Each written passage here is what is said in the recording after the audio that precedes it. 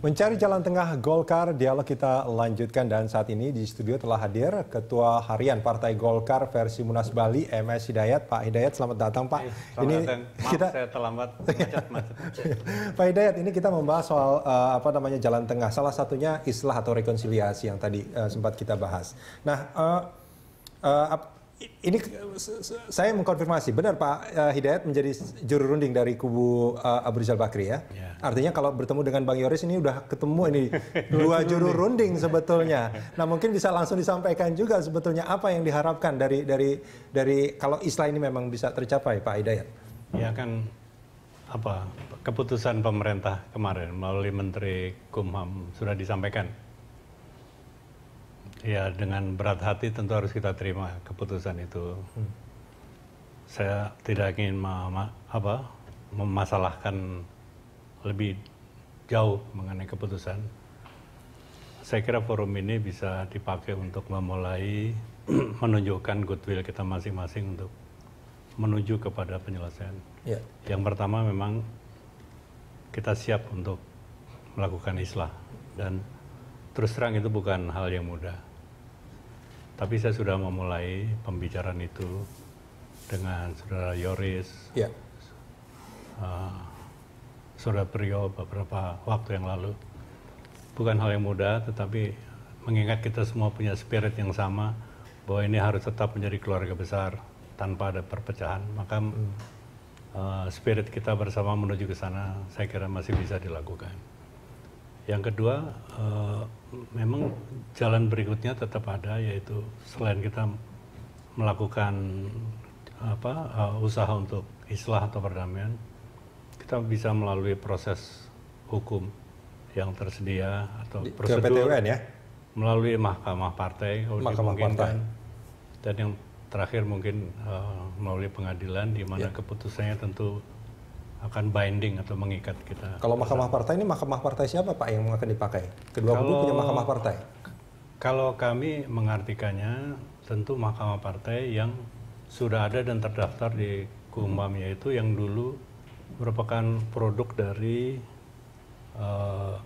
Munas 2009. 2009. Oke. Dan itu ketuanya Pak Muladi. Bukan, Andi Matalata. Andi Matalata. Which is sekarang ada di tempatnya Pak. Gitu. Oke, Bang Yoris, ini gimana? Ya, salah satunya dengan mahkamah partai. Kalau itu dilakukan, ini sesuai dengan apa yang disarankan oleh kementerian? Saya pikir begini, apa yang disampaikan oleh Pak Hidayat, itulah spirit pertama yang kita bangun. Saya sama beliau sudah ngobrol bahwa mari kita berpikir... Spiritnya sudah sama ya? Ya, kita berpikir tentang menyelamatkan partai ini kan. Itu yang paling prinsip dulu kan. Bahwa ada ini sulit, ya pasti kita karena sudah melahirkan dua kubu atau dua DPP yang sah. Nah, sekarang tinggal bagaimana kita semua harus bisa memberikan kesejukan itu kan, menurut Pak Hidayat itu kan. Tetapi jangan kemudian memberikan statement yang seakan-akan bahwa loh inilah yang paling benar, ini Menkumham harus salah, Menkumham tidak mendidik. Ini kan hal-hal yang gimana Pak Hidayat? Saya sendiri bingung aja. Seperti beliau ngomong tadi kan. Saya setuju begitu, tapi kalau Anda tadi lihat ngomong Cicip dia ngomong, makanya saya bilang Cicip ngomong bahwa dia tadi ke DPP, itu berkantor di situ, kemudian sedang rapat membicarakan soal islah. Makanya saya bilang ini sudah berbeda dengan komitmen atau komitmen saya dengan Pak Hidayat. Makanya saya bilang mulai besok tidak boleh lagi ada yang masuk di situ, stop. Termasuk Pak Hidayat? Pak Hidayat beda. Kalau Pak Hidayat, kalau beliau ini selalu datang. Pak Teo kemarin datang, ketemu. Kami ngobrol aja sebagai keluarga besar. Karena kami semua punya keinginan bahwa jangan partai ini hancur. Udah. Ya. Nah itu juga mungkin punya semangat yang sama ya. Kita melakukan pentahapan, saya kira ya, dalam proses semangat untuk islah itu. Kami juga membicarakan misalnya mengenai bagaimana kantor itu bisa ditempati bersama. Kalau nggak salah kemarin kita sepakat menjelang akhir tahun ini kita kosongkan dari semua kegiatan, gitu kan? Masa? Anda kan kemarin usul gitu. Saya yang bilang daripada kita ribut, ini kan mau Natal tahun baru. Makanya, kan? Saya kira itu bisa dipertimbangkan sambil cooling down. Terus nanti di awal Januari.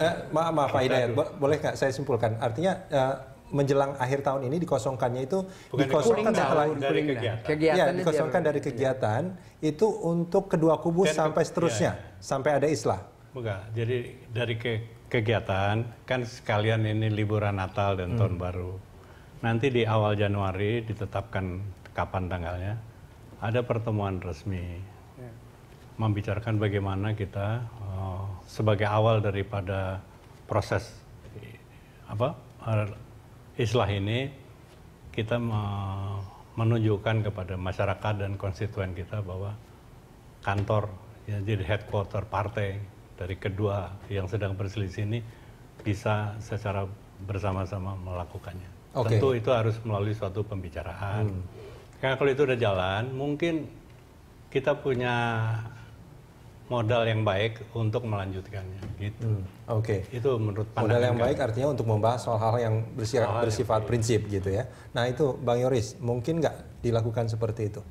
Ini begini, sudah ada pembicaraan kan. Ini yang susah kan. Saya baru bicara sama Pak Hidayat, yang juga Pak Hidayat tadi sudah akui kan, bahwa Pak Hidayat ditunjuk sebagai juru runding. Kalau dari pihak kami sudah resmi, tadi kita tetapkan 5 orang Pak. Iya, Pak Priyo sudah memberitahu saya tadi. Ya, oke. Nah sekarang bisa nggak dari kubu Bapak ini supaya ini solid Pak? Ya. Jangan Bapak bilang jadi juru runding. Tadi Cicip bilang dia sudah pergi ke sana untuk berunding soal islah. Jadi yang mana yang benar ini kan? Tapi itulah inkonsistensi dari ketua umumnya tuh yang selalu memberikan statement yang enggak. Ini tolong harus ini. Iya. Dengan saya aja. Ya, kalau lihat saya pertemuan sama beliau semua konsisten jalan kan. Sekali kami ketemu, Riz ini ada begini-begini, oke. Kita sepakat bertiga sama sekjen, kemudian macam kemarin beliau telepon Riz, Pak Cicip mau ketemu. Oh boleh. Setelah ketemu Pak Cicip mau datang ke kantor, silahkan gue bilang gitu. Tapi jangan dibikin statement bahwa dia datang itu rapat islah bos. Ini nggak benar ini. Tapi Pak Sarif Cicip juga sebetulnya sebagai juru runding sebetulnya yang tunjuk bersama Pak Hidayat ya? Ya, saya diberitahu oleh saudara Cicip memang. Bukan saudara Abu Rizal. Cicip yang bilang dia juru runding. Kenapa bukan Abu Rizal? Cicip bilang kepada saya bersama dengan saya diminta menyelesaikan masalah. Ya ini menarik sebetulnya Mas Niko. Ini apa namanya? Soal kantor kan. Dalam apa namanya? Mendelegasikan gitu ya. Tim perunding juga ini bisa jadi masalah juga salah-salah.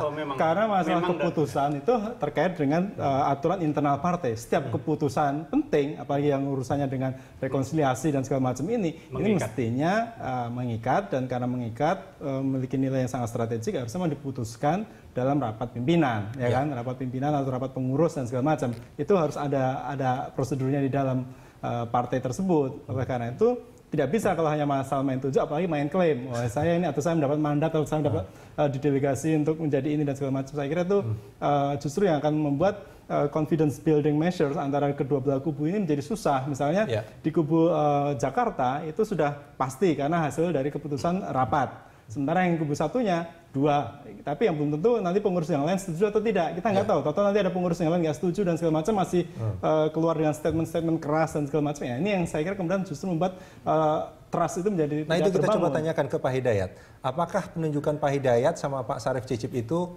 resmi sebagai juru runding? Ya dulu saya ada pembicaraan dengan saudara ketua umum bertiga dengan Pak Akbar Tanjung, dan pada waktu itu saya diminta untuk mewakili partai nomor 1 mendatangi teman-teman di DPP untuk bertemu Yoris CS. Yang nomor 1 adalah membicarakan masalah penggunaan markas itu. Lalu dalam pertemuan itu kemudian berkembang diskusi kita hampir 1 jam ya. Membicarakan kemungkinan-kemungkinan ini sebelum Hukum memberikan.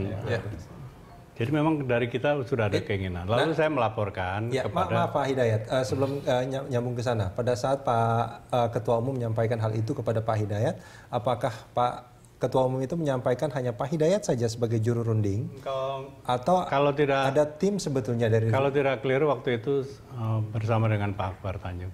Oke, baik. Kita akan sambung ini di segmen berikut nanti. Hanya Pak, kita jeda sebentar. Silakan.